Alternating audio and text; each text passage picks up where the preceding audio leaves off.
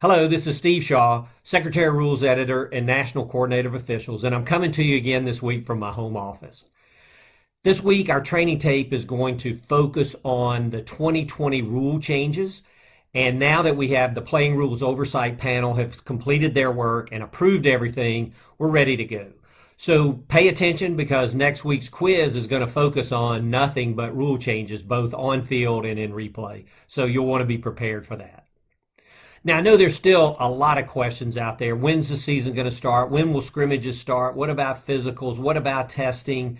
When will the CFO site open up? And, they're all good questions, but it's just too early to know for sure those answers yet. But rest assured of this, we're working very closely with the doctors. Our commissioners, our athletic directors, and the NCAA are all working together to put together contingencies to ensure that we do have a football season. So more data to come on that, but everybody's working hard to make sure it's there. So what can we do in the interim? So what we can do is be the absolute best we can be. I know in this new virtual world, we're working to get snaps electronically every week, but we've got to continue to focus on that. And really the things we're learning in this new world are really good, probably things that will transcend this season into future seasons. But here's the bottom line. We need to be ready when called for that first game, for that first scrimmage. So let's work hard to that. So best of luck to all, and let's get on into our training tape. As we work through the rule changes for the 2020 season, we're going to use a PowerPoint, and we'll also intersperse video to help illustrate a few of these new rules. Now, as you know, we have a 2-year rule cycle, and this year is an on year. So not only player health and safety changes can be looked at, but really anything relating to the strategy of the game can be considered.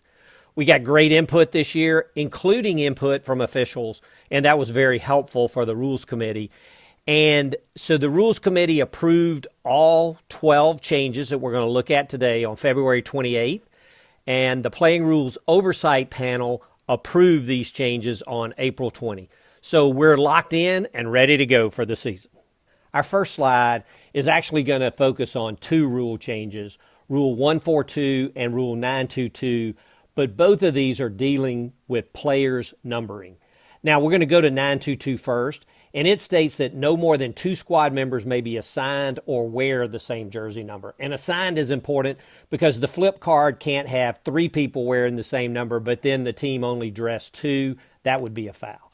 So the foul is an unsportsmanlike conduct foul charged against the head coach. And when discovered, then the players must immediately correct the issue and report the change, as we always do.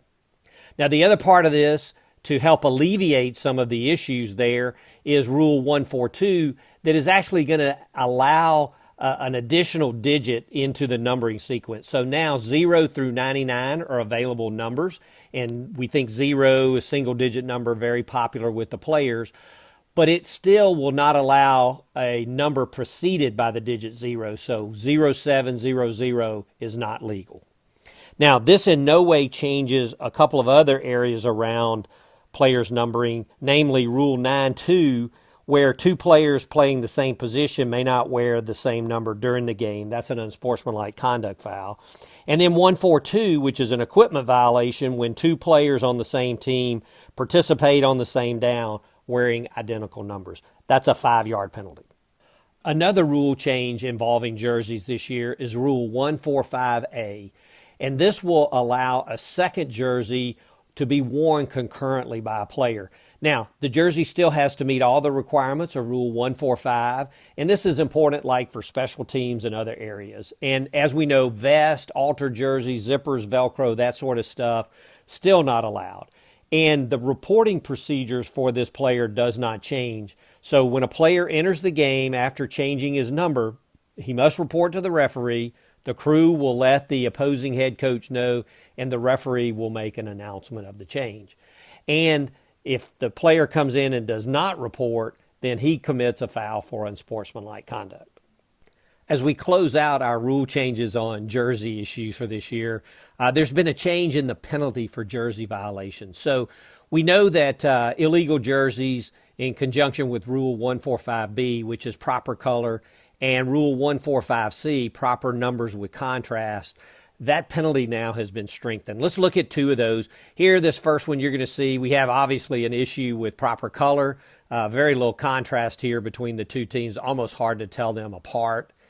And then also, we're going to look at proper numbers with contrast. And the rule says that the numbers must contrast with the jersey irrespective of the border. So you may be able to see it up close, but when you back away or in the press box, these numbers are not visible. And so now the enforcement for either one of these fouls will contain two components. So the two components will be, number one, on the kickoff at the start of each half, if a team is wearing illegal jerseys, either one of these rules, there'll be a 15-yard penalty for unsportsmanlike conduct. It'll be administered at the succeeding spot following the kickoff. And it's important, it's an and, officials shall charge a team timeout at the start of each quarter the illegal jerseys are worn. Now, if a team uses all their timeouts, let's say in the first quarter, and they don't have a timeout available, then they would be penalized for delay at the start of the second quarter. But this hopefully will curb some of the issues that we've been facing with jerseys. Now, I want to talk a little bit about the rule change in 2:27:12, where we've actually modified the requirements of a disqualified player and introduced the concept of an ejected player. And so the driver of this was the targeting rule. And so I want to be very clear. There's no change in the targeting rule. 913 and 914 stays exactly like last year. And in fact, we got very, very positive feedback from the change that we made last year around replay, where there is no stands. You have to confirm all aspects of targeting for the player to be disqualified. The change was really focused around targeting fouls and a disqualified player. Coaches were concerned about the walk of shame, if you will. And so now a disqualified player is one that's committed a targeting foul and is declared ineligible for further participation in the game. But now this player does not have to leave the playing enclosure. They can remain in the team area with their team. So every other disqualifying foul from previous years, so fouls like fighting, too unsportsmanlike conducts, flagrant personal fouls, etc., anything before requiring disqualification will be changed to ejection. And when you have an ejection, then the player must leave the playing enclosure, as we've always had before. Under team escort, they've got to be out of the playing enclosure before the next play.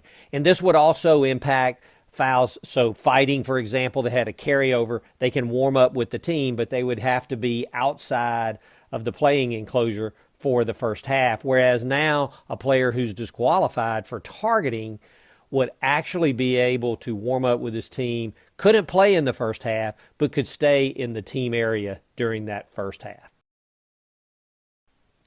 As we talk about the changes in the pregame warm-up, there was actually a growing concern, a bad look for our game on incidents that had happened, before the game even started. And the Rules Committee had a strong conversation and really a couple of changes that we'll look at to really curtail this activity. So the first is that when any squad member is in the playing enclosure, the head coach or an assistant coach from that team must be present on the field. Not a strength coach, not a GA. It's got to be the head coach or an assistant coach. And then also, when any squad member is present within the playing enclosure after the officials take jurisdiction, they have to be wearing either their jersey or have a numeral that is readily visible for the officials so they can identify those players. And if they don't have a number, then they've got to immediately leave the playing enclosure. Now, another change is we're going to the L-shaped warm-up configuration, which you're taking a look at, with the 30-yard lines kind of forming the L. This will take effect at 90 minutes before kickoff when the official's jurisdiction takes in. In addition, no later than 40 minutes, so it could be sooner, but no later than 40 minutes prior to kickoff, will convert to the 10-yard buffer zone configuration as you see here. So no player can enter the zone between the 45-yard lines. So hopefully this will help clean it up. And then, as we mentioned, we'll look at the official's jurisdiction.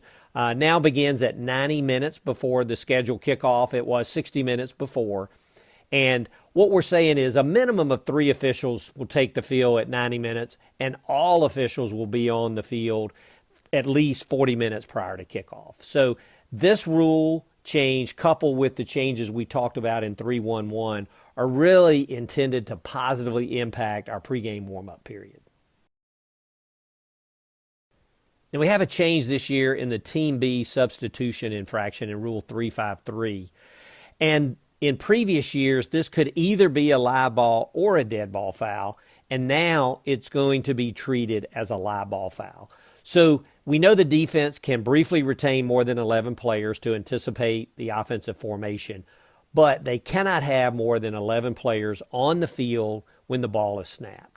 And so now this will be a live ball foul. Now, I want to talk about a couple of interpretations that will be coming. So first is if Team B has more than 11 players in the formation. So let's say they've got 12 out there in the formation, no player trying to exit the field, and the snap is truly imminent, no substitution, the snap's imminent, and then A calls a timeout. Maybe they're having a hard time reading the defense because of the 12. We're going to penalize Team B for the substitution foul and offer Team A's timeout back to them. And also by interpretation now, players must be off the field at the snap not to be counted. So in the past, we had this last stride or whatever. Now you're either on or you're off. And if you're on the field, you're going to be counted. And if you're 12, that's a foul. We have an addition to Rule 6314, and it's a player safety initiative. And so this change is really designed to enhance the protection of the snapper on scrimmage kicks. So if the offense is in scrimmage kick formation at the snap, any defensive player within a yard of the line of scrimmage must be aligned completely outside the frame of the body of the snapper at the snap. So we're going to look at 2 alignments. One here where you're going to see that, if there's shoulder overlap or the player's in the gap and he's not completely outside the frame of the body, that's going to be a foul. And then you can see here's an alignment where the defense is clean, completely outside the frame of the body. So this is a live ball foul. It'll be a 5-yard penalty enforced at the previous spot. And really paired with Rule 9114 that doesn't allow the defense to initiate contact with the snapper until 1 second has elapsed. This is really going to enhance the protection, the player safety of our snapper on scrimmage kick plays. We have a penalty enforcement change in Rule 1025, and it concerns carryover into extra periods. And so basically what the rule is going to say is that fouls that have an option to carry over to the succeeding kickoff will also contain an option to carry over to the succeeding spot in extra periods when available. Now, this will simplify penalty enforcement very, very much, and coaches will always understand, hey, if I've got a carryover option to the kickoff, I could carry it over to the succeeding spot in extra periods. So this will help make us more consistent, and everybody will understand when there is a carryover option. We have 2 changes in our instant replay rule this year. The first is around clock adjustments at the end of the half, Rule 1236. So this rule states that if time expires in a half, so the clock has to go to 0, and the clock will restart on the referee's signal after review, we've got to have at least 3 seconds remaining on the clock when the ball was declared dead to restore time back to the clock. If there's 2 or 1 seconds remaining on the clock, the half is over unless Team A has a timeout remaining. Now, it's very important. This does not impact situations when the clock stopped and will remain stopped until the snap, and such as an incomplete pass, ball carrier out of bounds, a turnover coming back to Team B. In those situations, the clock is going to start on the snap, and we can put 1 second back there. So let's look at an example in a play. So here's a situation late in the half where a team with no timeouts remaining makes the line to gain inbounds. Player is tackled, the clock goes to 0. Replay is going to take a look at it and see that there's actually less than 3 seconds remaining on the clock, and it is going to start on the referee's signal. So here would be a situation where we would not put time back on the clock. Our last hour change is focused around the review time in Rule 1262. And what this rule is really saying is the expectation is the instant replay official will not exceed 2 minutes to complete a review. We want to keep the game moving. Now, we understand if the review has end of game impact or has multiple aspects that you've got to sort through with TV, then we understand that you got to complete those efficiently, but there's no stated time limit. But if you have a review and in 2 minutes you don't have the shot or you can't make a decision, that is your decision. It's time to let it stand and move on. Well, that's it for our rule changes for the 2020 season. So spend some time with these, so not only will you do well on our new rules quiz next week, but more importantly, that you can answer any question that your coaches may have. Now, I pray for you and your family that we all stay safe and healthy.